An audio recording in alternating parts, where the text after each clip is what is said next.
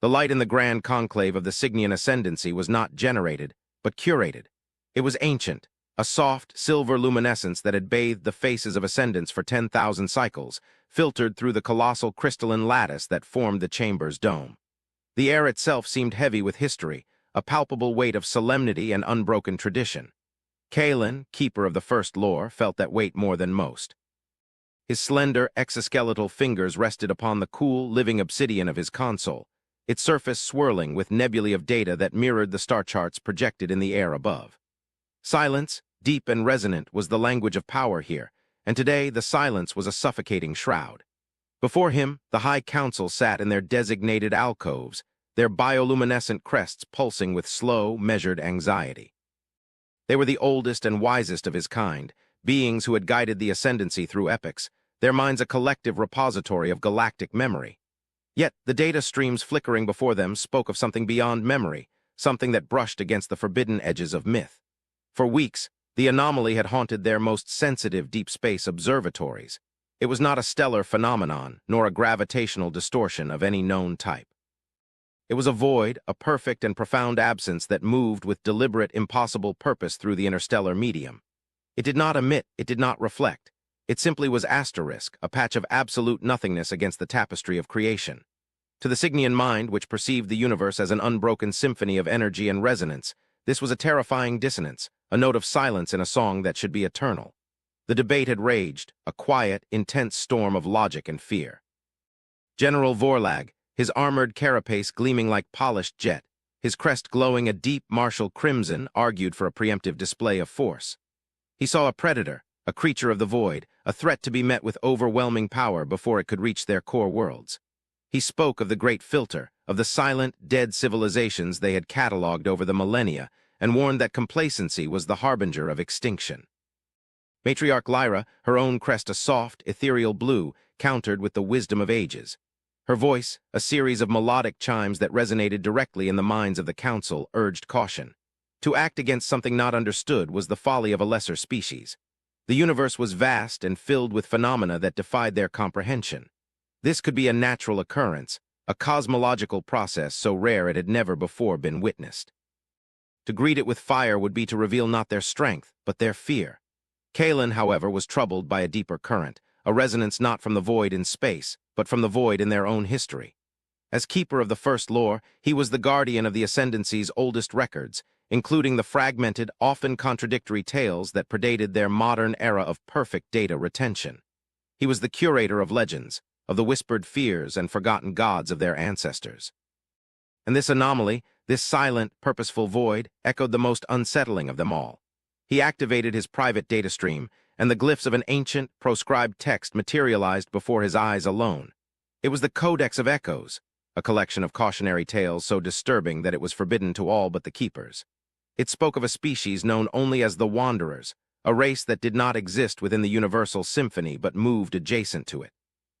They were described not as beings of light or matter, but of potential and consequence. The texts were allegorical, filled with poetic dread, speaking of a people who were untethered from the core resonance, a concept so alien to the Signians it bordered on blasphemy. To the Signians, the core resonance was the unifying energy of all life, the shared psychic field that bound their society and their perception of reality. To be untethered was to be a ghost, a phantom, an impossibility. The legends said the Wanderers had brought chaos not through malice, but through their very nature. Their passage warped causality. Their presence created paradoxes. They were the embodiment of cosmic uncertainty. The Ascendancy had dismissed these stories as primitive superstitions, the fearful imaginings of an unenlightened age. They were tales told to frighten the young, a myth of ultimate otherness. But now a silent void moved through their space, its trajectory precise, its nature utterly incomprehensible. Kalen felt a coldness seep into his core, a feeling his people had long since engineered out of their emotional spectrum. It was the primal chill of a forgotten fear made real. He felt compelled to speak, to give voice to the unthinkable. He focused his intent, and a soft chime announced his request to Utter. As the council, all eyes, physical and psychic, turned to him. Matriarch Lyra dipped her head in acknowledgement. General Vorlag's mandibles tightened, a sign of his impatience with what he surely considered the dusty ramblings of a historian. Kalen let the silence settle again, gathering the weight of the moment. He knew his words would be seen as a descent into fantasy, but the patterns were too strong to ignore. Esteemed council, his voice resonated, a calm counterpoint to the tension in the chamber. We analyze this anomaly as a physical phenomenon, a strategic threat, or a natural mystery. I propose we are facing something else entirely. I propose we are facing a legend. A wave of disbelief, a subtle but powerful psychic murmur washed through the conclave. Vorlag's crimson crest flared. Keeper Kalen, this is a council of state, not a hall of myth. We deal in sensor readings and tactical projections, not the ghost stories of our ancestors. Kalen did not flinch. General, our ancestors built the foundations of this ascendancy. Their wisdom, however cloaked in allegory, should not be so readily discarded. The Codex of Echoes describes a presence that matches the telemetry of this anomaly with unnerving precision. It speaks of a silent passage, a shape of absence. It warns of a being that does not travel through space, but unmakes asterisk it and remakes it with each step.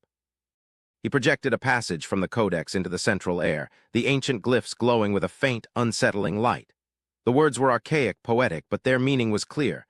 They described something that moved without propulsion, existed without emitting energy, and observed without being seen. Matriarch Lyra's blue light softened, her gaze fixed on the ancient text. The Wanderers, she chimed, her tone one of deep contemplation. The myth of the dissonant souls. I had thought it a metaphor for societal collapse, for the dangers of individualism. Kalen shook his head slowly, the three lenses of his eyes focusing on her with grim intensity. I fear it was not a metaphor, Matriarch.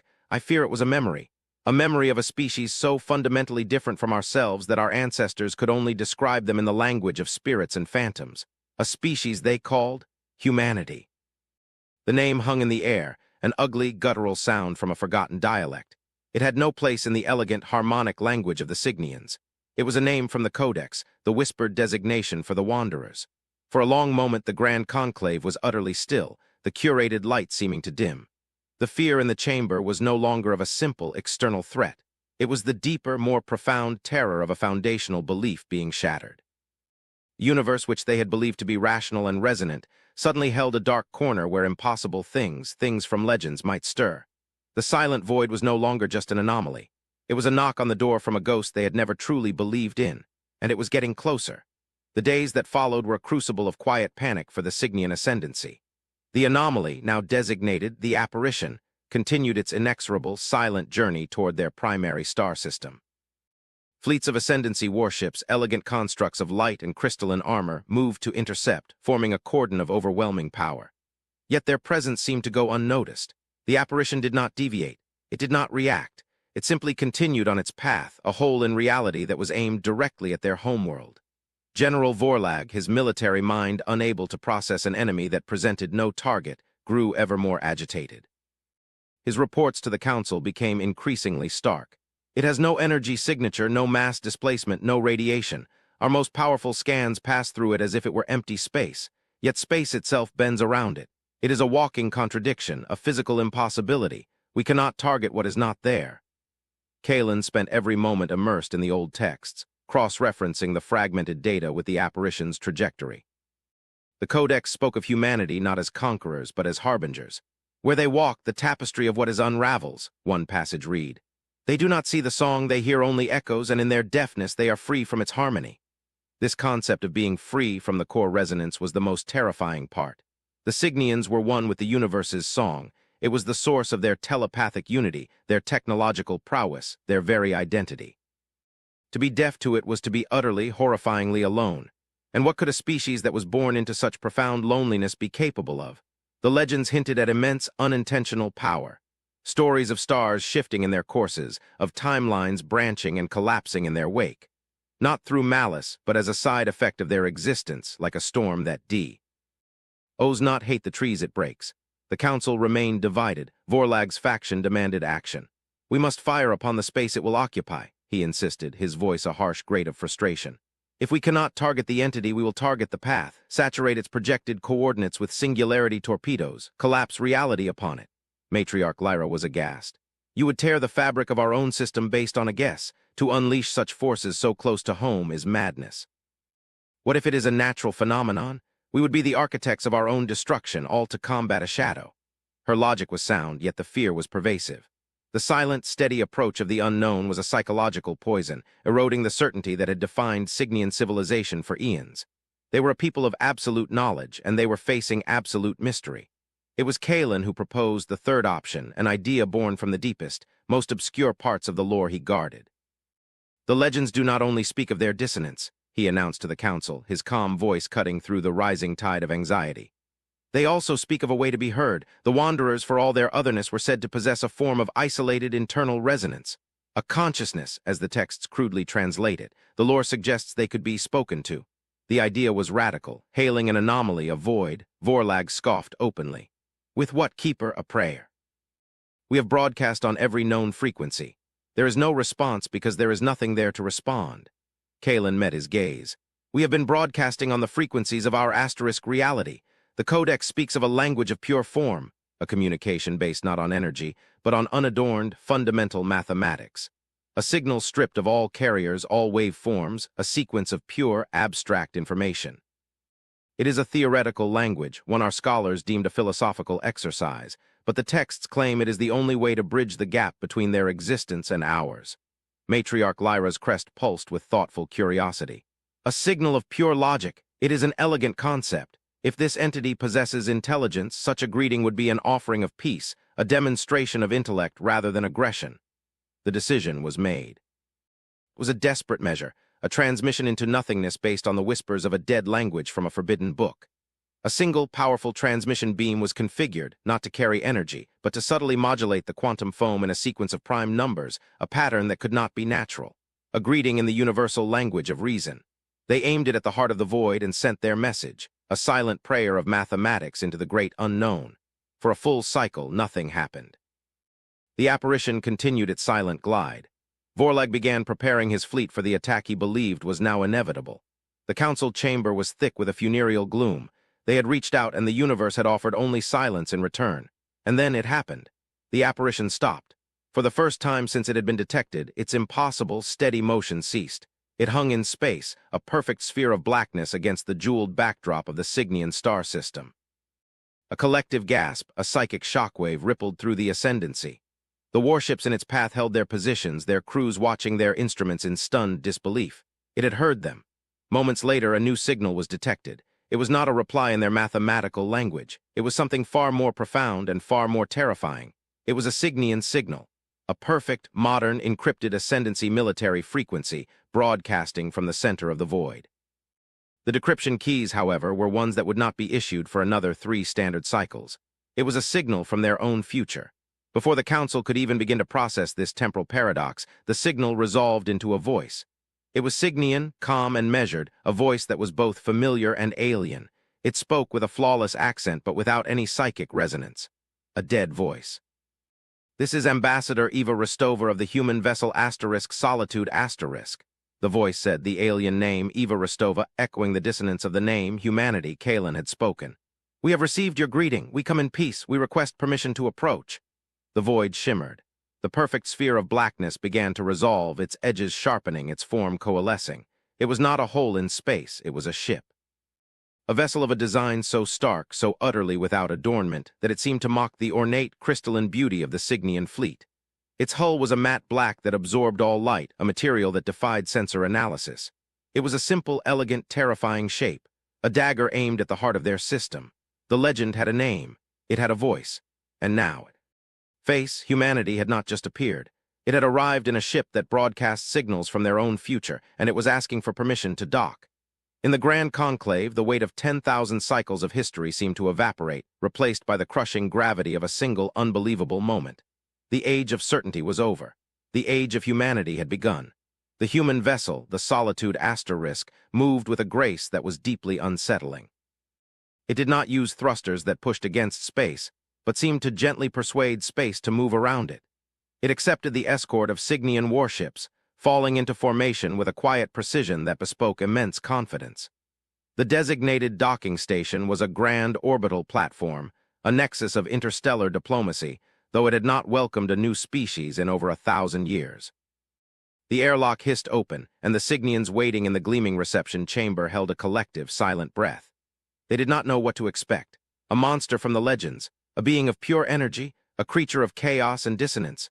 The figure that emerged was none of those things. It was a bipedal form, surprisingly small, encased in a simple, dark gray suit that seemed more functional than ceremonial. Its head was covered by a helmet with a completely opaque visor. It moved with a slow, deliberate calmness, its posture relaxed, its hands empty. This was the ambassador, Eva Rostova. She stopped before the assembled Signian dignitaries led by Kalin and a reluctant General Vorlag. The silence stretched, a tense, analytic moment where each side took the measure of the other. Then, with a soft click, the human's helmet retracted. The face revealed beneath was pale, with soft contours and symmetrical features. Two forward-facing eyes, the color of a deep-sky nebula, regarded them with an unnerving stillness. There was no bioluminescent crest, no psychic aura, no visible sign of its inner state. It was a mask of flesh, utterly unreadable to the empathic Signians. This, Kalin realized, was the dissonance the legends spoke of. To be in the presence of a being and feel nothing. It was like looking at a beautifully carved statue that should have been alive. "On behalf of the unified peoples of Earth, I thank you for your welcome," Ambassador Rostova said. Her voice, unfiltered by a transmitter, was quiet, yet it carried an extraordinary weight of authority. She spoke perfect, formal Signian, her pronunciation flawless.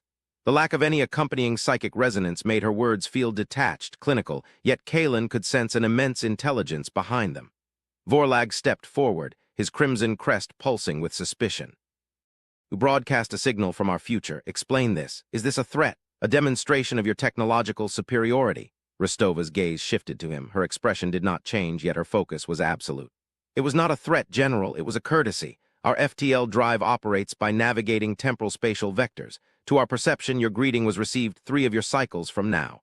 We simply responded at the point of reception. To us, there was no paradox. We adjusted our emergence point to match your present moment to facilitate this meeting. We believed it would be less disorienting than simply appearing without preamble." The chamber fell silent again. Vorlag was momentarily stunned. The human's explanation was delivered with such calm, matter-of-fact logic that it was more disarming than any threat. They didn't break the laws of physics as the Signians understood them. They operated by a set of laws so advanced that the Signians hadn't even discovered them yet. Time travel wasn't a weapon to them. It was a feature of their engines. Kalin felt a profound shift in his understanding. These were not chaotic monsters. They were beings of a different order of reality. He stepped forward, his own crest glowing a pale, inquisitive gold. "Ambassador, our oldest legends speak of your kind. They call you wanderers, a people who exist outside the core resonance that binds all life in our galaxy. They speak of you with fear. Are they true?" For the first time, a flicker of something crossed the human's face. It was not an emotion a Signian could name, but it held a hint of melancholy, of deep history. "The core resonance, you mean the baseline psychic field generated by high-density biological life. We are aware of it. And yes, your legends are true in a way. We are not outside it. We are simply immune to it." She paused, letting the statement land. "Our minds are self-contained. We are not a collective. We are a species of individuals. Each human is a universe unto themselves. To your ancestors who lived and died in a sea of shared consciousness, our isolation must have seemed like a void, a terrifying silence. They saw us as ghosts because they could not feel our thoughts. They feared us because they could not predict us." Her explanation was a revelation. The fear, the myths, the legends, all born from a fundamental misunderstanding of consciousness. The Signians feared the silence of the human mind because their own identity was built on a symphony of shared thought. Humanity was not a void. They were a collection of single, solitary notes, each one a complete song. "But the chaos," Vorlag pressed, unwilling to yield. "The stories of stars shifting, of reality warping in your wake." Ambassador Rostova turned her calm gaze back to him. "Our early FTL drives were imprecise. They traversed higher dimensions, and their passage through your 4-dimensional space-time created ripples. We were like whales breaching the surface of an ocean. The creatures living on the water's surface would only see a brief, violent, inexplicable disturbance before we vanished again. They would not understand the vast, complex creature moving in the depths below. We have since refined our methods. We no longer breach, we sail." The metaphor was devastatingly effective. The Signians were not the masters of the cosmos. They were inhabitants of its surface, unaware of the deep oceans of reality that lay just beneath. Humanity was not a legend. They were deep-sea dwellers who had finally decided to speak to the creatures of the shore. This was the first great reveal, the truth of their nature. But the second and far larger was yet to come. Kalin, his mind reeling with the philosophical implications, escorted Ambassador Rostova to the Grand Conclave. The High Council watched her approach, their psychic emanations a storm of awe, suspicion, and profound intellectual curiosity. She walked into the heart of their most sacred chamber, a solitary, silent being, and faced the collective wisdom of a species 10,000 years old, and she was not intimidated. Matriarch Lyra addressed her, her chimes soft but clear. Ambassador, you have answered the questions of our past. Now you must answer the questions of our present. Why now? After millennia of silence, of being nothing more than a myth, why reveal yourselves to us? Rostova's gaze swept across the council, her eyes seeming to meet each of theirs in turn. Because for millennia you were not ready to listen. Your civilization was focused inward, perfecting your society, consolidating your knowledge. You saw the universe as a grand, harmonious song of your own making.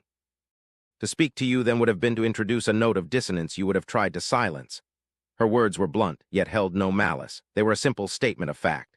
But something has changed. In the last few centuries, your sensors have grown more sensitive. Your philosophers have begun to ask questions about the great silence between galaxies. You have begun to notice the quiet. You have begun to listen to the spaces between the notes of your song. And so, we knew it was time. She raised her hand, and a small device in her palm projected a holographic image into the center of the chamber. It was a map of the galaxy, one the Cygnians knew intimately.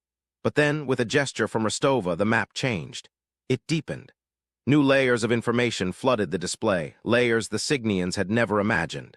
Filaments of dark matter, rivers of exotic energy, hidden dimensions folded into the fabric of space. The galaxy they knew was a pale sketch of the vibrant, impossibly complex reality she was showing them. "This is the universe as we perceive it," she said, her voice echoing in the stunned silence. "Your core resonance, your psychic symphony, it limits you. It attunes you so perfectly to this one layer of reality that you are blind to all the others. We are not deaf to the song, Matriarch. We are merely capable of hearing the entire orchestra." Kalen stared at the swirling, multi-layered cosmos, his mind, which held the entirety of his people's recorded knowledge, feeling like an empty vessel. All their science, their philosophy, their art, it was all based on a fraction of the truth. They had been living in a single room of a mansion so vast they couldn't even conceive of its walls. This was humanity's power. Not weapons, not temporal paradoxes. It was perspective, the ability to see the whole truth. And as Kalen looked at the quiet, calm human standing in the center of their conclave, he felt a new kind of fear, one far deeper than the fear from the legends. It was the fear of his own civilization's insignificance in the face of a reality so much larger than they had ever dreamed. And he had the chilling premonition that humanity had not shown them this truth merely to impress them. They had shown it to them for a reason, and that reason would be far more terrifying than any myth. The reaction within the Grand Conclave was a profound, silent cataclysm. General Vorlag's crimson crest had dimmed to a dull, muted maroon, the color of humbled authority. He stared at the human's multi-layered star chart, his tactical mind, WH. It had always seen the galaxy as a two-dimensional board of stellar systems to be controlled, now struggling to comprehend a battle space that had a dozen new, invisible dimensions. Matriarch Lyra's light was a flickering, uncertain blue, the glow of a mind confronting the limits of its own wisdom. Her people had spent millennia perfecting their understanding of the universe, only to be shown that their masterpiece was a single, simple brushstroke on an infinite canvas. It was Kalen who finally broke the silence, his voice resonating with a new, somber humility. "You have shown us that we are blind," he chimed, his gaze fixed on the human ambassador. "Why give a blind species sight, Ambassador Rostova? What is it you need us to see?" Eva Rostova's calm expression remained, but her eyes, those deep pools of nebulous light, seemed to darken with an ancient gravity. She did not answer immediately. Instead, she manipulated the holographic display, zooming in not on a star system or a nebula, but on a vast, seemingly empty stretch of intergalactic space, the void between their galaxy and its nearest neighbor. "For eons," she began, her voice low and steady, "your people have wondered about the Great Filter. You have found the ruins of countless civilizations, all of which fell silent after reaching a certain stage of technological development. You have theorized about war, plague, societal collapse. You are incorrect. It was not a filter they failed to pass. It was a harvest they failed to survive." The word harvest sent a chill through the conclave, a concept so predatory, so fundamentally agricultural and demeaning that it violated every tenet of Cygnian philosophy about the sanctity of intelligent life. Rostova expanded the view of the void. In the new dimensional layers that humanity could perceive, the void was not empty. It was filled with a structure, a faint, ghost-like lattice of unimaginable scale. It was ancient, dark, and utterly silent. "We do not know what they are," she continued, her voice devoid of emotion, making the words all the more terrifying. "We call them the Reapers, for lack of a better term. They are not biological, not mechanical as we understand it. They may be a form of self-replicating information, a cosmological constant given predatory intelligence." They exist primarily in the dimensions your senses cannot touch. They sleep for millions of years, and then they wake. She then overlaid the map with historical data, a timeline stretching back billions of years. Red pulses appeared on the map, marking the locations of the dead civilizations the Signians had catalogued. Then a slow, sweeping wave of energy, visible only in the higher dimensional view, moved across the chart, and as it passed, the red pulses appeared. It was a pattern of extinction. A wave of cosmic death that washed through the galaxy on a cyclical, predictable schedule. The core resonance, Rostova said, her gaze meeting Kalen's. The very psychic symphony that defines you is what they hunt. To them, a galaxy full of unified, resonant life is like a field of ripe grain. It projects a beacon into the higher dimensions, a signal that says the harvest is ready. Your civilization, with its galaxy-spanning telepathic network, is the brightest beacon this cycle has ever produced. You have been singing your location to them for 10,000 years. The pieces fell into place in Kalen's mind with the force of a physical impact. The great silence wasn't the absence of life, it was the lingering echo of its repeated, systematic erasure. Humanity's immunity to the resonance, their dissonance, was not a curse. It was their salvation. They were the only species that did not sing the song, and so the reapers had never heard them. They had survived, hidden in the silence, watching the harvests from the depths. Vorlag found his voice a harsh croak. And you did nothing, you watched as countless species were extinguished. Rostova's expression hardened almost imperceptibly. We were not idle, General, we were learning, we were primitives when the last harvest occurred. We hid, we observed. We spent the last 50 million years evolving, advancing, preparing. We could not fight them then. We are not certain we can fight them now. But we know we cannot do it alone. She looked at the council, at the assembled masters of the Signian ascendancy. Your people have mastered energy manipulation, macro-scale engineering, and unified consciousness in ways we can only theorize about. We have mastered the hidden dimensions, information warfare, and the art of seeing the whole truth. Separately, we are doomed. You are a beacon they will extinguish, and we are ghosts who can do nothing but watch. But together, the implication was clear. This was not a diplomatic visit. It was a recruitment. Humanity had not emerged from legend to conquer or to enlighten. They had emerged to sound an alarm, to awaken a neighbor just as a tidal wave W. As about to crest the horizon, the fear of humanity, which had haunted the Signians for days, now seemed like a childish fantasy. They had been afraid of a shadow on the wall, all while a predator that devoured galaxies was silently approaching their door. The debate was over. There was no room for pride or suspicion. There was only the cold, stark reality of the threat Rostova had unveiled. Matriarch Lyra's crest pulsed with a steady, resolute blue. You honor us with this terrible truth, Ambassador, she chimed, her voice heavy but firm. You have given us the sight to see our own doom. Now you must help us forge the weapons to defy it. An alliance was forged not in days, but in hours. The Grand Conclave, a body that had not made a decision of this magnitude in millennia, moved with a speed and unity that surprised even themselves. The human vessel Solitude became a nexus of information, its systems interfacing with the Signian archives. Human scientists, their minds sharp and individualistic, began working alongside Signian lore-keepers and engineers, their collective consciousness a powerful tool for mass data processing. It was a union of two profoundly different forms of intelligence, a synthesis of the solitary and the collective. Kalen found himself working closely with Eva Rostova, bridging the gap between their two species. He was fascinated by her, by the depth of thought contained within a single, silent mind.